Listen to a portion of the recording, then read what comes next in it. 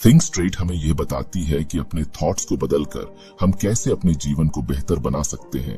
Book के according हमारे thoughts पर जितना नियंत्रण हम सोचते हैं उससे कहीं ज्यादा है। ये बुक उन सभी के लिए है जो अपने जीवन में बदलाव लाना चाहते हैं।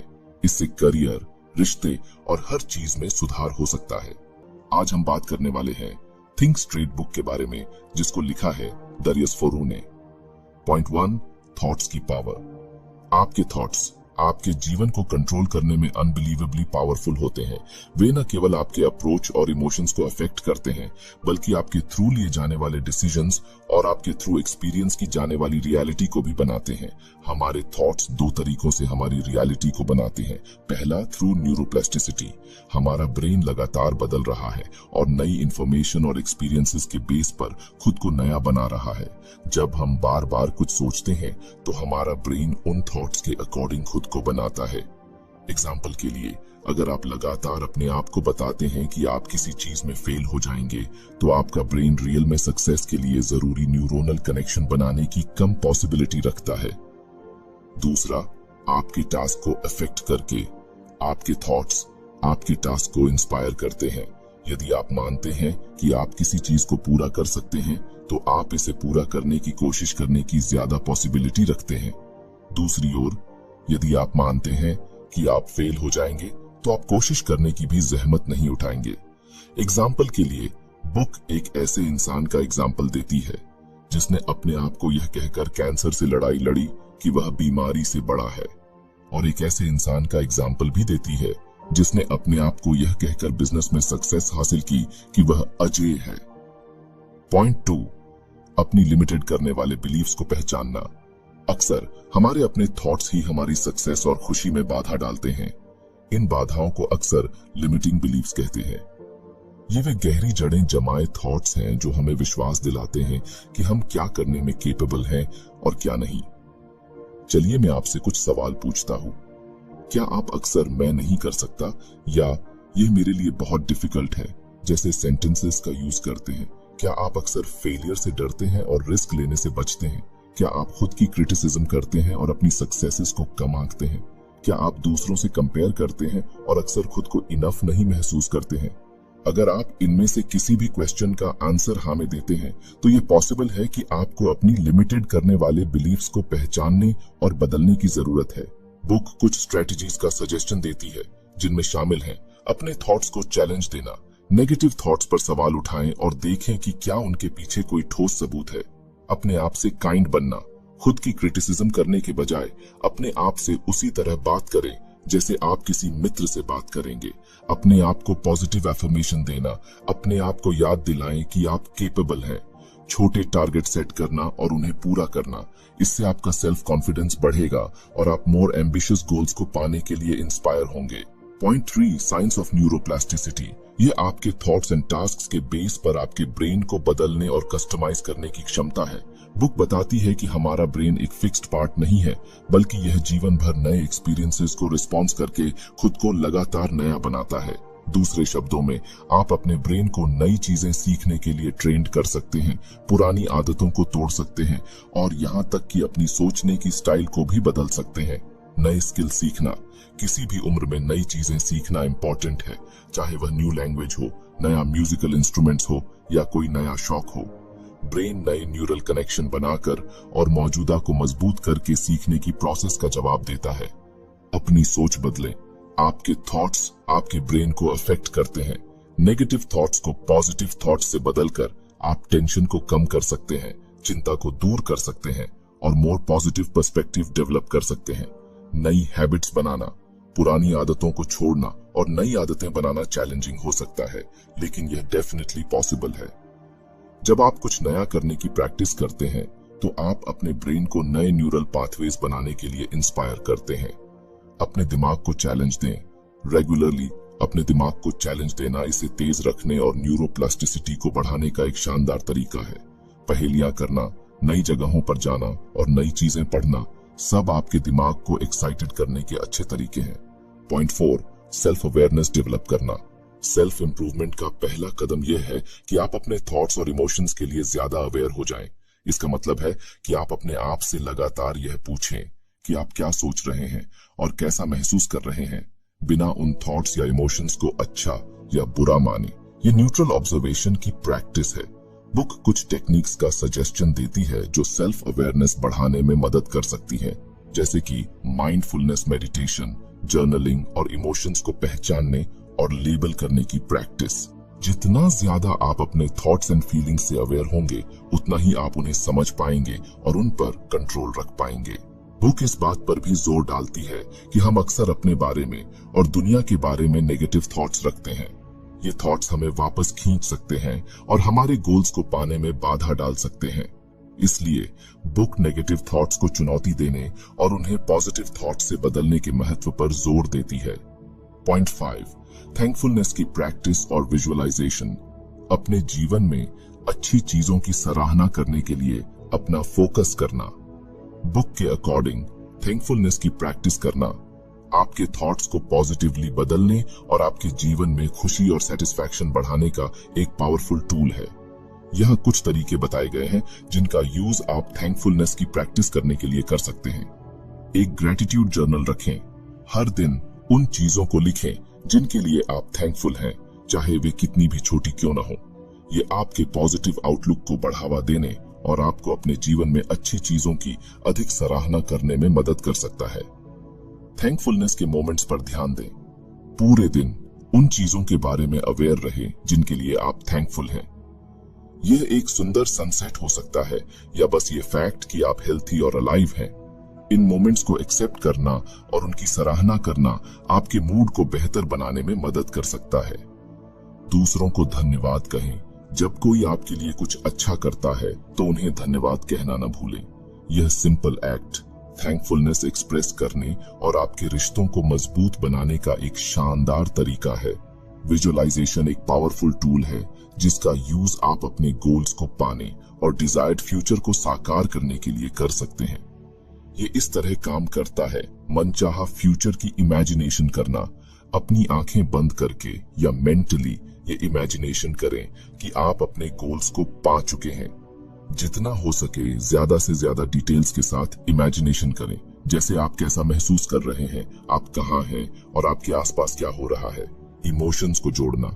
इमेजिनेशन के दौरान पैदा होने वाली पॉजिटिव इमोशंस जैसे खुशी, प्राउड या सेटिस्फैक्शन पर ध्यान दें। इन इमोशंस को अपने गोल्स को पाने की एज अ इंस्पिरेशन यूज करें। एक्शन के लिए इंस्पायर होना। अपनी इमेजिनेशन को हकीकत में बदलने के लिए ठोस कदम उठाएं।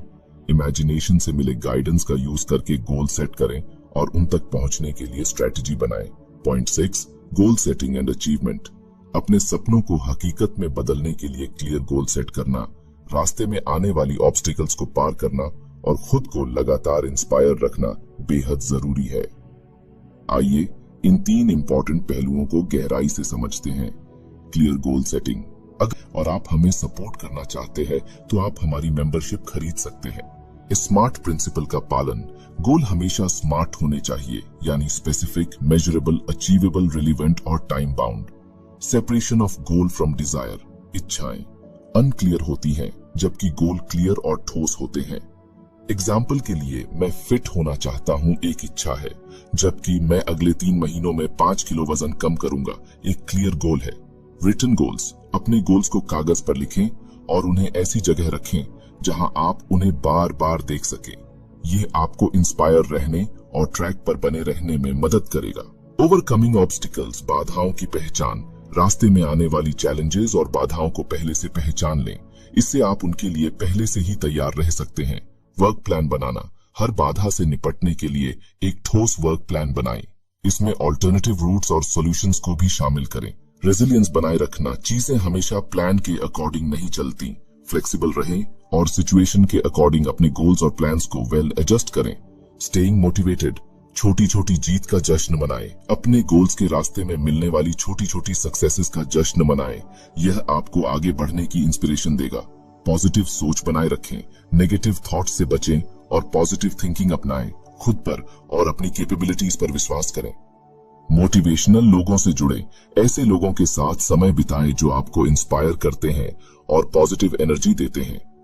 एक सपोर्टिव कम्युनिटी बनाएं। Point 7, building relationships. Book think straight. मजबूत और मीनिंगफुल रिलेशनशिप्स बनाने के इम्पोर्टेंस पर काफी जोर देती है।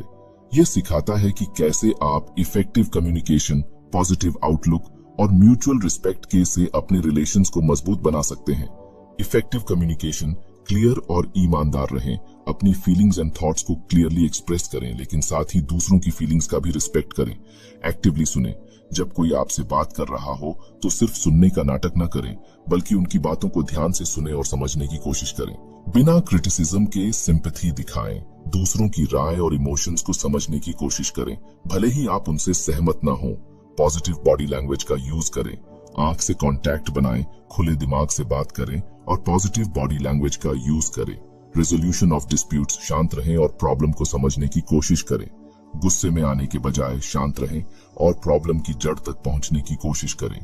अपने और दूसरे के नजरिए से देखें, सिचुएशन को अपने और दूसरे इंसान के नजरिए से देखने की कोशिश करें। कोलैबोरेटिव सॉल्यूशन खोजें, प्रॉब्लम का सॉल्यूशन ढूंढने के लिए एक दूसरे के साथ मिलकर काम करें।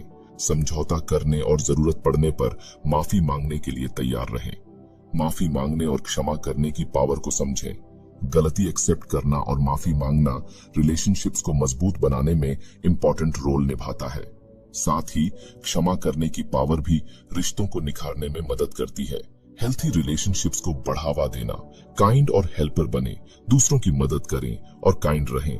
अपने पार्टनर या दोस्तों की तारीफ करें, उनकी सराहना करें और उन्हें बताएं कि आप उनकी कितनी कद्र करते हैं। साथ में समय बिताएं, अपने पार्टनर या दोस्तों के साथ क्वालिटी टाइम बिताएं और उन चीजों को करें जो आपको पसंद है। नई चीजें सीखें और एक साथ बढ़ें। साथ में नई चीजें सीखने और एक दूसरे को इंस्पायर करने की कोशिश करें। Point 8, productivity and time management. Book think straight productivity and time management को बेहतर बनाने के लिए कुछ इंपॉर्टेंट स्ट्रेटजीज का सजेशन देती है। Prioritising tasks.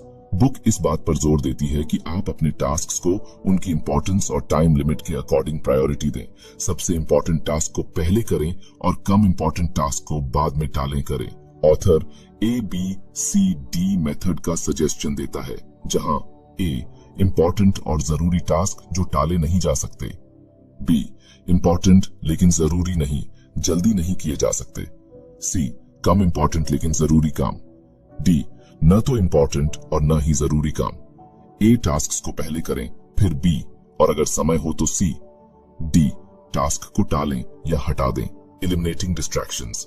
बुक बताती है कि कैसे एक्सटर्नल एंड इंटरनल डिस्ट्रैक्शंस आपकी प्रोडक्टिविटी को कम कर सकते हैं। एक्सटर्नल डिस्ट्रैक्शंस में सोशल मीडिया, फोन नोटिफिकेशंस और शोर शामिल हैं। इंटरनल डिस्ट्रैक्शंस में चिंताएं, नेगेटिव थॉट्स एंड लेजीनेस शामिल हैं।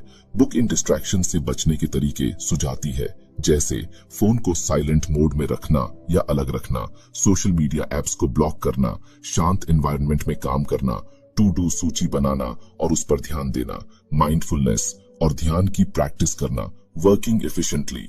बुक समय बचाने और ज्यादा हासिल करने के लिए एफिशिएंसी से काम करने के तरीके सिखाती है। इसमें शामिल है एक बार में एक ही काम करना और मल्टीटास्किंग से बचना, छोटे छोटे ब्रेक लेकर एनर्जी का लेवल बनाए रखना, ऑटोमेशन टूल्स और तकनीक का यूज करना। पार्किंसंस लॉ लागू करना, जो कहता है कि किसी वर्क को पूरा करने में जितना समय आप सोचते हैं उससे कम समय लगता है। 2 मिनट रूल का यूज करना, जिसके अकॉर्डिंग अगर कोई वर्क 2 मिनट से कम समय में पूरा किया जा सकता है तो उसे तुरंत कर लें। अगर आपको हमारी बुक समरी अच्छी लग रही है तो बुक इनसाइडर को सब्सक्राइब करना न भूलें। इन स्ट्रेटजीज को अपनाकर आप अपनी प्रोडक्टिविटी बढ़ा सकते हैं, समय का बेहतर मैनेज कर सकते हैं और अपने गोल्स को तेजी से पा सकते हैं।